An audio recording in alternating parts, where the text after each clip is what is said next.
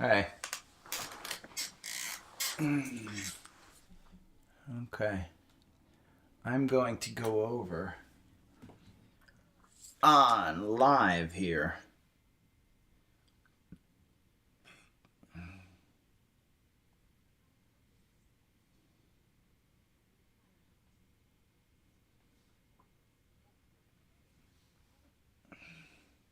God, it's taking up so much space.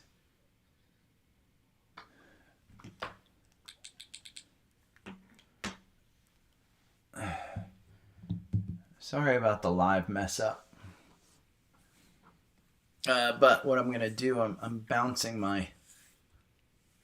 Right now, it's still bouncing. GarageBand is bouncing some stuff. But I'm going to go over some of the stuff that I saw.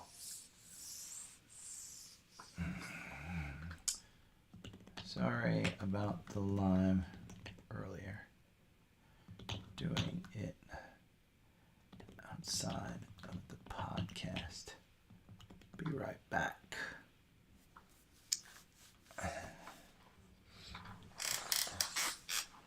Okay.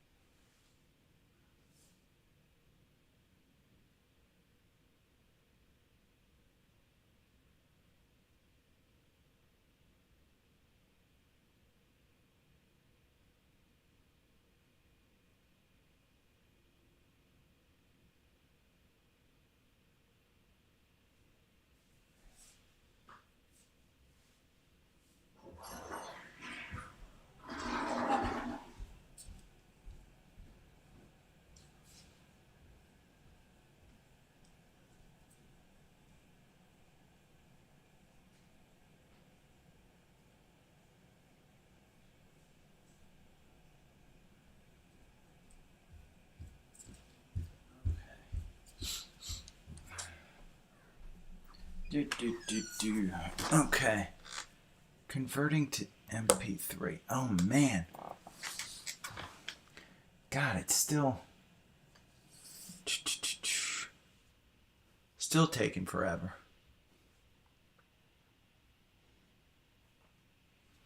Still taking forever to bounce this to MP3. What I wanted to do was on YouTube Live, I will go over the scans that I had. Because it just didn't work this morning. So I wanted to show some of the charts that I went over, which is going to be a quick YouTube Live. And I think this is how I'm going to do it. I'll record the podcast and then I'll go on YouTube Live and just kind of go over the charts. Because that's what people log in for. It's just the charts. But that will help some folks. Oh, God, but I should have waited until GarageBand was actually done. Because now GarageBand is taking forever.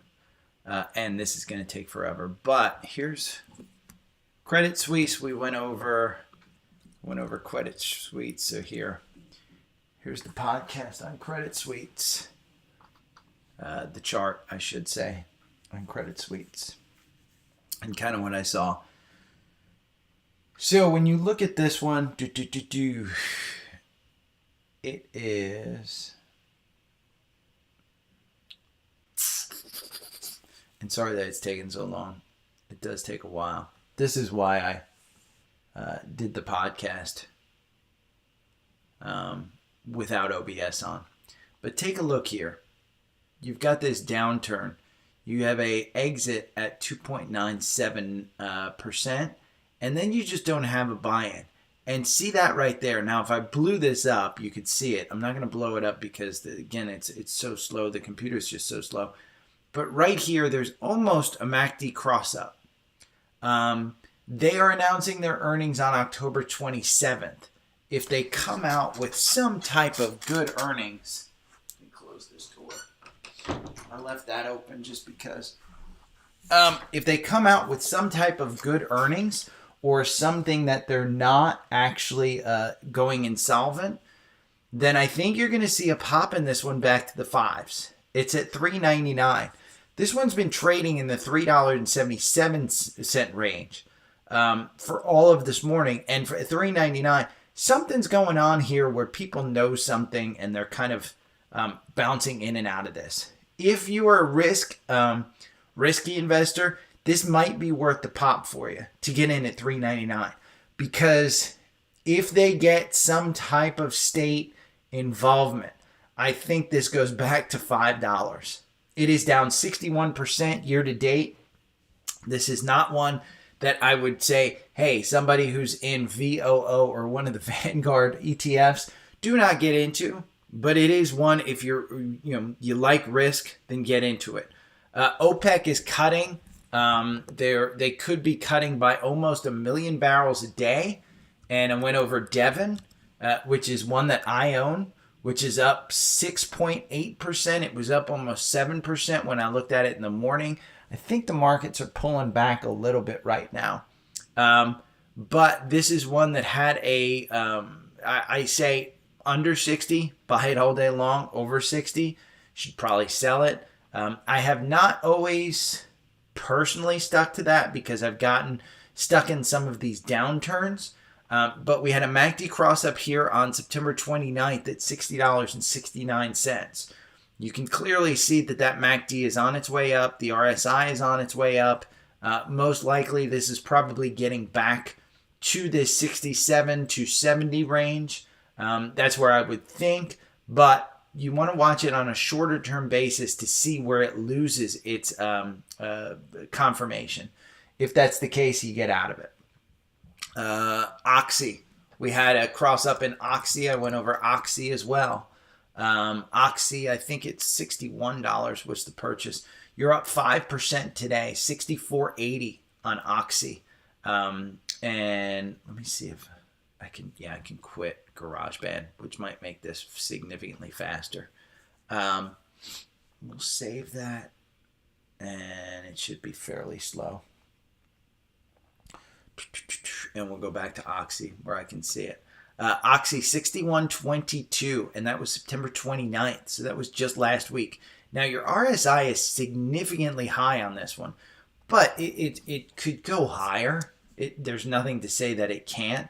Again, it's up at 64, 65. Anything under 60, buy it all day long. Anything over 60, sell this one all day long. Viper Energy, VNOM. This is one that Tom likes, and Tom's been killing it of lately. He's been doing really, really well. Venom is one that has, let's look at FinViz just to see the Viper Energy. The dividend is what I want. Yeah, 11.3% dividend on this one.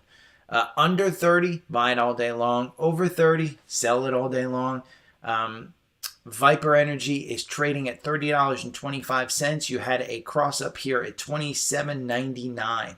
The RSI is a little bit high on this one, but I do think it's probably worth. Again, that dividend is huge, so we went over that one. I went over Coin. I want to go over Coin because they had a issue this weekend with people buying and selling coins, cryptocurrency. They were down for a little bit. This is one that I am not personally in. I talk about ETHE and GBTC, which are the two that I trade significantly. I haven't traded them in the recent past. I still do own them. This is one, 65.73 was the purchase on the MACD cross up just on Friday. It's trading at 64.16 right now. I don't know that I'd necessarily get in this one, but since it was in the news, I thought I would bring it up. Another one that I went over, a great article from Josh Brown. If you haven't read my Twitter, read my Twitter. There's a great article from the Reform Broker on there. It takes about 5 minutes to read. The other one I went over, and it was the final one in the podcast, but Tesla. Tesla is down. It's covering that gap. I know I've said this before, and you guys have seen this. But here you can see that there's a big gap down here, and you'll see a gap form in this TrendSpider chart today. But I've made mention of this gap here between 250 and 254, 255. I've made mention of this before. This needed to be covered, and you can see it's covering it today. Does that mean that it's down? It's going to just hit this and bounce back up? I don't think so. They announced earnings. The deliveries. The deliveries were disappointing. Earnings will probably be even more disappointing in the fact that Elon has been saying, hey, cost is getting into our cars. We've been able to hold the margins, but it's getting harder and harder. They've increased their production in Berlin. They're about to increase their production in Texas. China is going well. October 20th, it looks like, are the earnings. October 19th might be their earnings. You've got a good amount here where you could go down. I think anywhere between 230 and 240 is probably a great entry point. 245 is a good entry point. That's where I would say, again, remember I sold out half of my lot before, so I'll probably be going back into this one with that half lot. UCO, I went over UCO because that one is way up. We haven't talked about this one in a while. I think that one was up almost 10% today. I went over Tesla. If you want to short Tesla and you think it's going down from here, TSLQ is the ETF, the single stock ETF where you can short it. UCO today, I don't want CO, global cord blood. Ooh, look at that. Jesus, that one just shot up. I got lucky here. CO was one. Oof, it's a penny stock where you can make, it looks like it's making tons of moves. UCO is one. SCO has been your play. Just UCO has taken it on the foot. But with OPEC cutting their production by almost 1 million barrels a day, and then the U.S. Congress saying, hey, we won't sell you planes, and they're going to get back at them. 28.27, but you had a cross up here, 27.94, and that was just last week. The RSI is a little bit high on this one. I would expect energy to continue to be a good play for today into that OPEC meeting. Now, if OPEC blinks and only cuts by 500,000, you still got a supply issue. CVX had a cross up today. Why is it doing this? CVX is Chevron. I've said anything under 150 in Chevron, buy it all day long. Anything over 150, you sell it all day long. CVX had a cross up here. I think it was at 145 on Friday or something. It's got this OBS, which I use to stream. It just bogs this computer down. 143 was the cross up. You're at 149, so you still got time to buy it under 150. I think this one easily goes up to 160, 170. So with the OPEC crisis, that's just my opinion. It's got a great dividend on it. Goldman Sachs talked about book value on this one. Book value is 301. Anything under 300, buy this one all day long. Anything below 290, load up the Brinks truck. We talked about this one. I talked about this one in the podcast going all the way in July 15th. We had a big $300 buy, and you wrote it for about 20% up here to 350. Just under 20%, 15% or so. You're going to have a MACD cross up here. It just hasn't priced in. But anything under 300, book value is 300 on this one. So it's a great buy, in my opinion. United Health, I talked about this one. I think 500 is fair on this one. It is quite an expensive stock. You're paying for the leader in healthcare organizations. It had a cross up here, I think at 514. Is it 504 or 514? We'll wait for it to come up. I'm watching the chat to see if anybody chats. If you're in here, chat. Let's see. We're going to scroll this way. 514 was the purchase where it got you out right afterwards.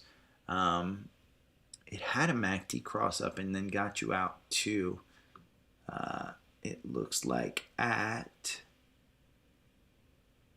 where's that one? 513. So it's kind of floundering. The MACD's floundering. The RSI's up there. Talked about AMD. AMD had a cross up. Now here's the thing with AMD. This chip stock, people hate, and the market hates chip stocks because of inventory right now. What happened with AMD and others? GM Q3 sales up, which has pushed GM up 2%. Wow, the Dow is up 2%. AMD, we had a cross up. It hasn't priced in. It's been kind of floundering around. It's up 3% today. I'll probably price in at 65. Personally, I own this at 83. But we talked about SOXS. If you don't like the chips, this is a short ETF that's levered. I think it had a $30 buy or a $35 buy. We'll see it in here. And you're at, I think 63. And you can see 35 way back here on August 9th. We'll move this over so you can see that run. Right here. 35 on August 5th. You're at 63 right now. Crazy good move on that one. Talked about Kim Kardashian, OPEC, Credit Suisse, U.S. Fed doing a stress test. Oil move with OPEC, Kim Kardashian with the SEC. Devin, that's about it. I ended the podcast with Cleveland Cliffs, CLF. This is a iron ore company, I believe. You can look on FinViz. I'm just not going to change the website because you can see how slow my computer is. But Cleveland Cliffs, it was a $8 stock, $7 stock, $7 or $8 stock prior to the pandemic. You're at 14. You had a cross up here last week at 1374. Their earnings are coming up on October 21st, so about 3 weeks away. It's a great, in my mind, great company, great dividend. Good buy. Former Jim on CNBC is a big fan. So, anybody watching? I'll wait to see if the chat comes up. Devin was here earlier, but you might just be listening in the background. I'm not going to do a long one. I'm probably hopping off here and going for a run. It's almost 11 o'clock. I got to post the podcast. That's what I'm going to do. If you chat, hit me up on Twitter, hit me up on Instagram. Hit me up. I'm going to stop this broadcast, update OBS, and there's Zephin. Hey, Zephin. I figured it was you.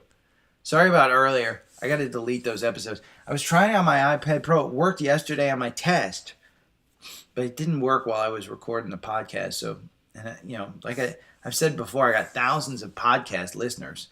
Not too many here on YouTube. So for right now, the podcast takes precedent. But I figured I'd jump on and show some charts. So I'm going to head out for a run.